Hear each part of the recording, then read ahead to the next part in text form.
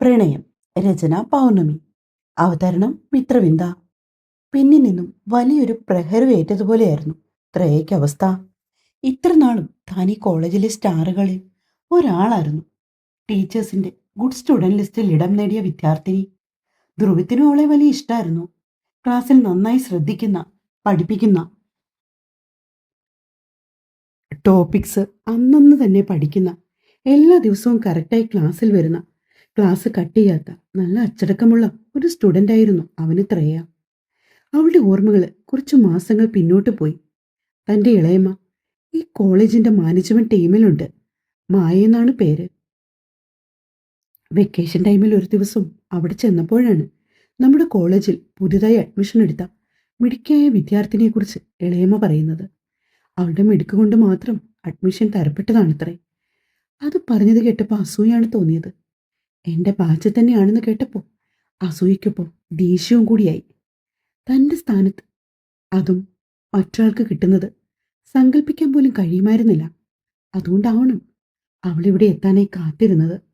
അവളെ ഈ കോളേജിൽ നിന്ന് ഓടിക്കുവാൻ ഞാനും വർഷയും നീനവും കൂടി ക്ലാസ് തുടങ്ങും മുന്നേ തന്നെ പല പ്ലാനിങ് നടത്തി. അവളെ നേരിക്കണ്ടപ്പോൾ അസൂയയുടെ തോത് വർദ്ധിച്ചു.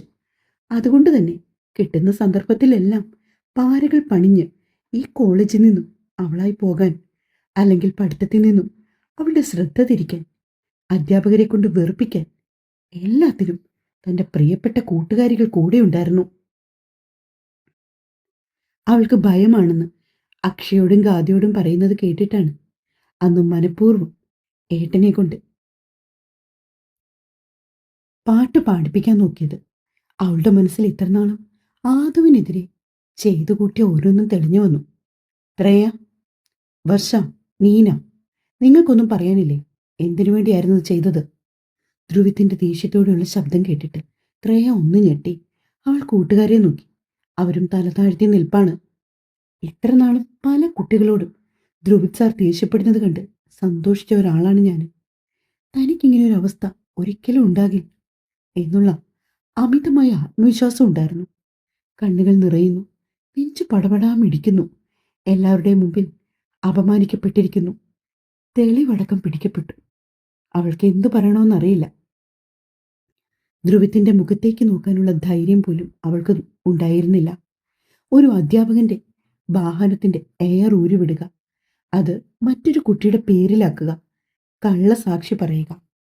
ത്രേയ, വർഷ, നീനു, നിങ്ങൾ പ്രിൻസിപ്പൽ റൂമിലേക്ക് വരിക. അവിടെയാകാം ബാക്കി വിസ്താരവും ശിക്ഷ വിധിക്കലും. ബാക്കിയുള്ളവർ ക്ലാസ്സിലേക്ക് വയ്ക്കൂ.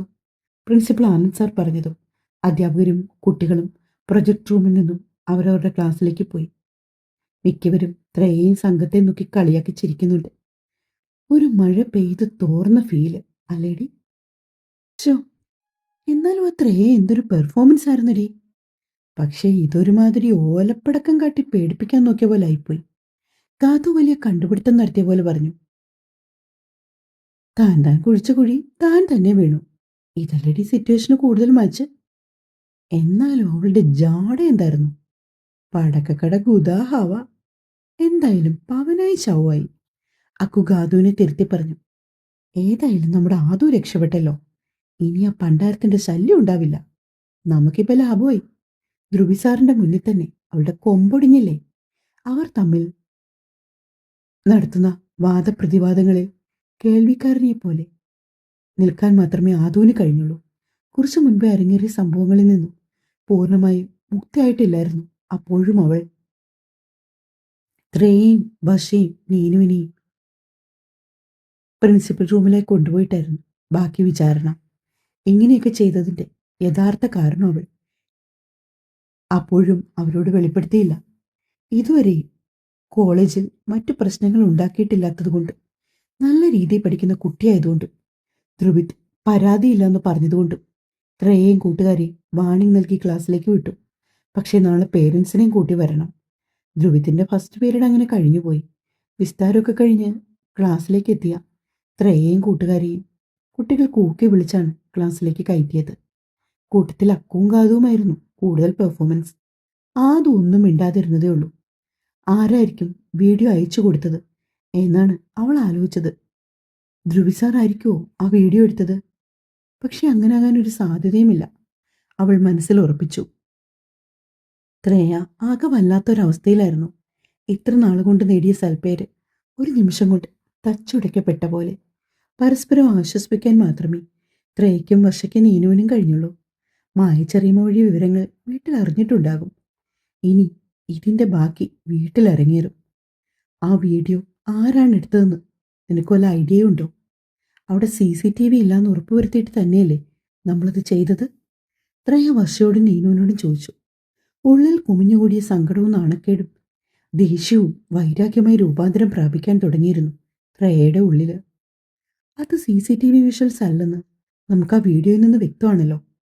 ഇതാരോ എടുത്ത വീഡിയോ ആണ്. പക്ഷെ ആ സമയം നമ്മൾ ആരെങ്കിലും അങ്ങനെ ഒരാളെ കണ്ടതായി ഓർക്കുന്നുണ്ടോ? വർഷ തന്റെ സംശയം മറ്റുള്ളവരോട് പങ്കുവച്ചു. എല്ലാവരും ആലോചിച്ചെങ്കിലും ആ സമയം പാർക്കിംഗ് ഏരിയയിലേക്ക് ആരെയും കണ്ടതായി ഓർക്കുന്നില്ല. എന്തായാലും ഇന്ന് ക്ലാസ്സിൽ നമ്മൾ നേരിട്ട നാണക്കേടിന് പകരമായി അവളെ നാണം കെടുത്തണം. ഈ കോളേജ് മുഴുവനും ഇന്നവളെ ചേർത്ത് പിടിച്ചവരെല്ലാം അവളെ ആട്ടി അകറ്റണം. ശ്രേയ പകയോടെ പറഞ്ഞപ്പോൾ മറ്റു രണ്ടുപേരും അവൾക്ക് കൈ കൊടുത്തു. ഡി, സത്യം പറ, നിങ്ങളാരെങ്കിലും ആണോ ധ്രുവി സാറിന് വീഡിയോ അയച്ചു കൊടുത്തത്? ആദു അക്കുവിനോടും ഗാദുവിനോടുമായി ചോദിച്ചു. അങ്ങനെയെങ്കിൽ വെള്ളിയാഴ്ച തന്നെ നിനക്ക് ഞങ്ങൾ ആ വീഡിയോ അയച്ചു തരില്ലേ? ഈ സംഭവം ഞങ്ങൾ അറിഞ്ഞിരുന്നെങ്കിൽ നിന്നെ അപ്പം തന്നെ വിളിച്ചെങ്കിലും പറയില്ലേ? ഞങ്ങൾ നിന്നെപ്പോലെ തന്നെ ധ്രുവി സാർ പറഞ്ഞപ്പോഴാണ് ഇതൊക്കെ അറിഞ്ഞത്. അക്കുവും ഗാദുവും അവരുടെ നിരപരാധിത്വം അവളെ അറിയിച്ചു. അത് ശരിയാണെന്ന് അവൾക്കും തോന്നി. എന്നാലും വീഡിയോ ആരെടുത്തതാണെങ്കിലും എനിക്കിഷ്ടമായി. മൂന്നിൻ്റെയും കൊമ്പൊടിഞ്ഞില്ലേ? മുന്നേ എന്തായിരുന്നു ധ്രുവി സാറിന് മുന്നിലുള്ള പെർഫോമൻസ്? എന്തായിരുന്നു അവളുടെ ഒരു ജാടയും പുച്ചു? അവളുമാർക്ക് അടിപൊളി പണി തന്നെയാണ് കിട്ടിയത്. ചക്കിന് വെച്ചത് കൊക്കുകൾക്ക് കൊണ്ടു. അക്കു സന്തോഷത്തോടെ പറഞ്ഞത് കേട്ട് അതൊന്നും മിണ്ടിയില്ല. എങ്കിലും ഗാദു അതിന് ശരിവെച്ചു. അന്നത്തെ ദിവസം ത്രയയും വർഷയും നീനുവും മറ്റു ക്ലാസ്സുകളിലൊന്നും കയറിയിരുന്നില്ല. ക്യാമ്പസിന്റെ ഒരു സൈഡിലായിരുന്നു. ആദുവിനും ഗാങ്ങിനും എന്ത് പണി കൊടുക്കാം എന്നായിരുന്നു അവർ ചിന്തിച്ചത്.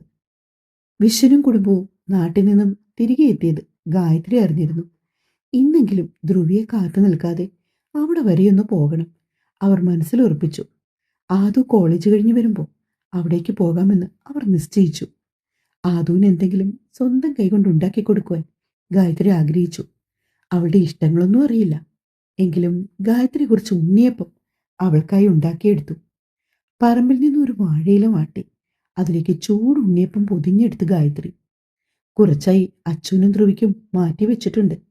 രണ്ടാൾക്കും ഒരുപാട് ഇഷ്ടമാണ് ഉണ്ണിയപ്പം. അതുകൊണ്ടാണ് ആദുവിനും ഇഷ്ടമാവുന്ന തോന്നൽ അവരത് ഉണ്ടാക്കിയത്.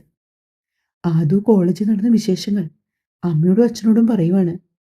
ഇന്നത്തെ വിഷയത്തിൽ അവൾ നന്നായി ഭയന്നിരുന്നു. അതുകൊണ്ട് തന്നെ എല്ലാം പറഞ്ഞു കഴിഞ്ഞപ്പോൾ അവൾ കരഞ്ഞുപോയി. ആ സമയത്താണ് കോളിംഗ് ബെൽ മുഴങ്ങുന്നത്. വാതി തുറന്ന സീത കൺമുമ്പിൽ നിൽക്കുന്ന അപ്രതീക്ഷിത അതിഥിയെ കണ്ട് ഒന്ന് അമ്പരന്നു. കൺമുമ്പിൽ പുഞ്ചിരിയോടെ ഗായത്രി. ഒട്ടും പ്രതീക്ഷിച്ചില്ല കേട്ടോ. അകത്തേക്ക് വന്നാട്ടെ. സീത സന്തോഷത്തോടെ അവരെ സ്വാഗതം ചെയ്തു. സാറും മോളൊന്നും വന്നില്ലേ? സീതയോടെ ഗായത്രി ചോദിച്ചു. വന്നു, രണ്ടാളും ചായ കുടിക്കുക. സീത ഗായത്രിയെ ഡൈനിങ് ഏരിയയിലേക്ക് കൂട്ടിക്കൊണ്ടുപോയി. ഗായത്രിയെ കണ്ടതും ആദു വേഗം കണ്ണു തുടച്ചു. അവളുടെ മുഖം അപ്പോഴും കരഞ്ഞതുപോലെ തന്നെയുണ്ട്.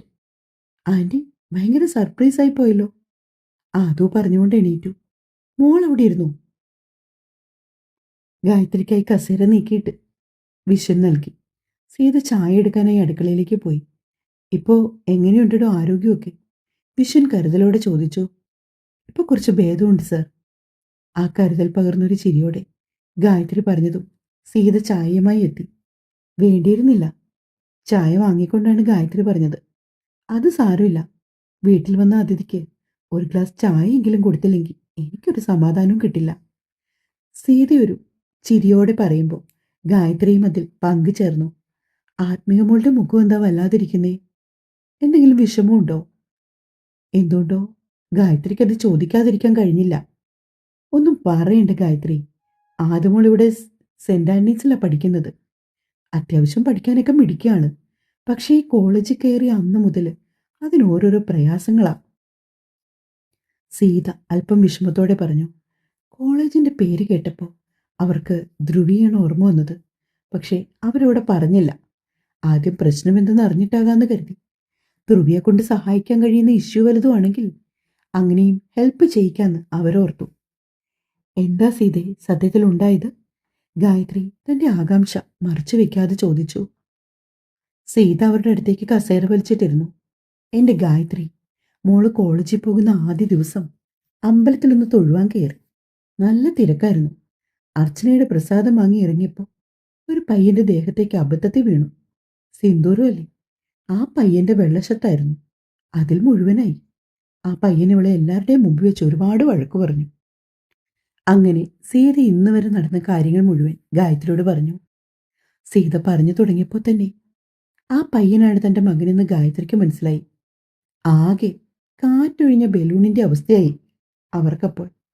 അല്ലെങ്കിലും ആ വിശ്വാമിത്രൻ ഒരു അഹങ്കാരി ആന്റി. എപ്പോഴും ദേഷ്യ. ഒന്ന് ചിരിക്കാറ് പോലുമില്ല. എന്നെ വഴക്ക് പറയാൻ കിട്ടുന്ന ഒരു ചാൻസും കളയില്ല. ആദു ചുണ്ടു കൂർപ്പിച്ചു പറയുമ്പോൾ ഗായത്രിക്ക് ചിരിയാണ് വന്നത്. വിശ്വാമിത്രൻ പിള്ളേരിട്ട പേര് കൊള്ളാം.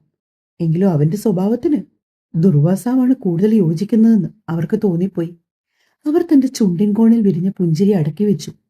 എന്തായാലും വിശ്വാമിത്രൻ തന്റെ മകനെന്ന് പറയാനുള്ള ധൈര്യം അവർക്കുണ്ടായില്ല. അപ്പോൾ ആ കുട്ടികളെ പണിഷ് ചെയ്തില്ലേ മോളെ? ഗായത്രി അവളോട് ചോദിച്ചു. ഇല്ല ആന്റി, നാളെ പേരൻസിനെ കൊണ്ടുവരണമെന്ന് മാത്രം പറഞ്ഞു. എന്തൊക്കെ പറഞ്ഞാലും അവളുമാരാ വിശ്വാമിത്രന്റെ പെറ്റാണ് നീ. ഞാൻ വല്ലോ ആയിരിക്കണം എന്തൊക്കെ നടന്നേനെ. എന്നെ സസ്പെൻഡ് ചെയ്തേനെ ആ വിശ്വാമിത്രൻ. ആദോ പറഞ്ഞുകൊണ്ട് കൊഞ്ഞനും കുത്തി. അവളുടെ മുഖത്ത് വിരിയുന്ന ഓരോ ഭാവങ്ങളും ഗായത്രി ഒരുപാട് ഇഷ്ടത്തോടെ നോക്കിക്കണ്ടു. അവരിലെ അമ്മയ്ക്ക് അവളെ ചേർത്ത് പിടിക്കാൻ തോന്നുന്നുണ്ട്. കൊതി തീരുവോളം കൊഞ്ചിക്കാൻ തോന്നുന്നുണ്ട്. കുറച്ചുനേരം അവളെ തന്നെ നോക്കിയിരുന്ന് ഗായത്രി, അയ്യോ, ഞാനിത് മോൾക്ക് തരാൻ മറന്നു. മോൾക്ക് വേണ്ടി ഉണ്ടാക്കിയതാ. ഗായത്രി അവൾക്ക് നേരെ ആ പൊതി നീട്ടി. ആദു സന്തോഷത്തോടെ ആ പൊതി അവരുടെ കയ്യിൽ നിന്ന് വാങ്ങി. അഴിച്ചു നോക്ക്. ഗായത്രി പറഞ്ഞതും ആദു ആ പൊതി അഴിച്ചു. നല്ല ഉണ്ണിയപ്പത്തിന്റെ വാസന അവിടെ പടർന്നു. ആദുവിന്റെ കണ്ണുകൾ വിടർന്നു. ആഹാ, ആന്റിക്ക് എങ്ങനെ അറിയാം എനിക്ക് ഉണ്ണിയപ്പം ഒരുപാട് ഇഷ്ടമാണെന്ന്? ആദു അത്ഭുതത്തോടെ ചോദിച്ചുകൊണ്ട് ഒന്നെടുത്ത് കഴിച്ചു. കഴിക്കാൻ പാകത്തിന് ചൂടുണ്ട്. അതുകൊണ്ട് തന്നെ പ്രത്യേക രുചിയും. എന്തോ എന്റെ മനസ്സങ്ങനെ പറഞ്ഞു. സീതേ, എടുത്ത് കഴിക്ക്, സാറിനും കൊടുക്ക്. അപ്പൊ ഞാൻ ഇറങ്ങട്ടെ? അങ്ങോട്ടേക്കും വരാട്ടോ. എല്ലാരോടും കൂടിയാ. ഗായത്രി പറയുമ്പോൾ ആദു സന്തോഷത്തോടെ തലയാട്ടി. ഗായത്രിയോട് സംസാരിക്കുമ്പോൾ അവർക്കും സീതയോടുള്ള അതേ അടുപ്പം തോന്നുന്നു. ഗായത്രി യാത്ര പറഞ്ഞിറങ്ങി. അവരെ ഗേറ്റ് വരെ കൊണ്ടാക്കിയിരുന്നു ആദു. പതിവില് നേരത്തെയാണ് ധ്രുവി വീട്ടിലെത്തിയത്. കതവ് തുറന്നു കൊടുത്ത് ഗായത്രി അവന്റെ മുഖത്തെ മ്ലാനത ശ്രദ്ധിച്ചു. അതിന്റെ കാരണവും അവർക്കിപ്പോ അറിയാം. അമ്മേ, ചായ എടുക്കുവോ? വല്ലാത്തൊരു തലവേദന. ധ്രുവി പറയുമ്പോൾ ഗായത്രി ഫ്ലാസ്കിൽ ഒഴിച്ചു വെച്ചിരുന്ന ചൂട് ചായ കപ്പിലേക്ക് ഒഴിച്ചു അവന് നൽകി. ചായക്കൊപ്പം ഇളം ചൂടുള്ള ഉണ്ണിയപ്പവും അവന് നേർക്ക് നീട്ടി ഗായത്രി. ഇത്തവണ ധ്രുവി ഒന്ന് അമ്പരന്നു. കുറേ നാളുകൾക്ക് ശേഷമാണ് അമ്മ ഇങ്ങനെ എന്തെങ്കിലുമൊക്കെ ഉണ്ടാക്കുന്നത്. ചിലപ്പോ അച്ചു പറഞ്ഞിട്ടാവൂന്ന് ധ്രുവി ചിന്തിച്ചു. ചൂട് ചായയും ഉണ്ണിയപ്പവും അവൻ ആസ്വദിച്ചു കഴിച്ചുകൊണ്ട് മുകളിലെ അവന്റെ മുറിയിലേക്ക് കയറി. ഒട്ടും സമയം കളയാതെ ബാത്റൂമിലേക്ക് കുളിക്കാനായി കയറി. കുളി കഴിഞ്ഞിറങ്ങിയപ്പോ ഫോണിൽ വാട്സപ്പ് മെസ്സേജ് നോട്ടിഫിക്കേഷൻ. അവൻ ആ മെസ്സേജ് ഓപ്പൺ ചെയ്തു. മുന്നേ ആ വീഡിയോ വന്ന നമ്പറിൽ നിന്നുമാണ്. താങ്ക്സ് എന്ന് മാത്രമായിരുന്നു അതിലുണ്ടായത്. മെസ്സേജ് താൻ സീൻ ചെയ്തെന്ന് ഉറപ്പായതും പഴയ പോലെ ബ്ലോക്ക് ചെയ്തു. ആ നമ്പർ സേവ് ചെയ്തു കോൾ ചെയ്ത് നോക്കിയെങ്കിലും പരിധിക്ക് പുറത്ത് എന്നുള്ള ഇൻഫർമേഷൻ മാത്രമാണ് ഉണ്ടായത്. അവന്റെ ഓർമ്മകൾ വെള്ളിയാഴ്ച ദിവസത്തേക്ക് പോയി. തുടരും. കഥ കൊള്ളാല്ലേ? ഇഷ്ടമായെങ്കിൽ സപ്പോർട്ട് ചെയ്യാൻ മറക്കല്ലേ. സ്നേഹത്തോടെ നിങ്ങളുടെ സ്വന്തം മിത്ര. Thank you.